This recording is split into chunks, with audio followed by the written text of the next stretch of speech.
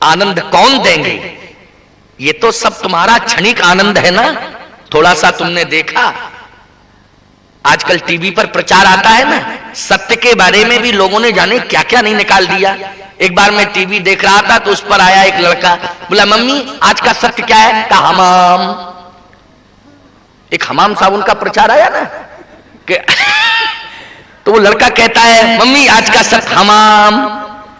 हमाम है सत्य, धर्म न दूसर सत्य समान, है ना कि हमाम। याद रखना, ये सब धर्म का जनाजा निकालने के लिए टीवी पर टेलीविजन पर आ रहे हैं और ऐसा दुष्प्रचार लोगों ने कर रखा है। मैं तो कहता हूं कभी कभी धर्म का संदेश देने वाले लोग ही धर्म का विरोध करने के लिए टेलीविजन पर आ जाते हैं। एक बार, मैं किसी का नाम नहीं ले रहा हूं लेकिन आप सब समझदार बैठे हैं,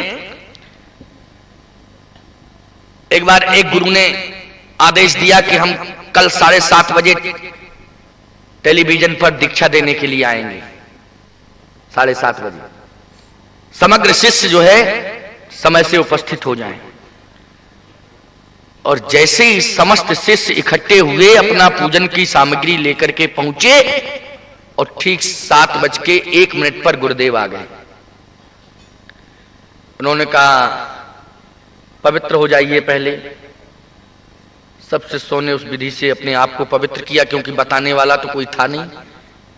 किसी ने यहां डाला जल तो किसी ने यहां डाला, किसी ने ऐसे ही डाल दिया। कौन बताने वाला है? कोई मार्गदर्शक है ही नहीं, अपने आप सब काम हो रहा है। बस कहा अब आप लोग तैयार हो जाइए, हाँ कान को टीवी के सामने करिए।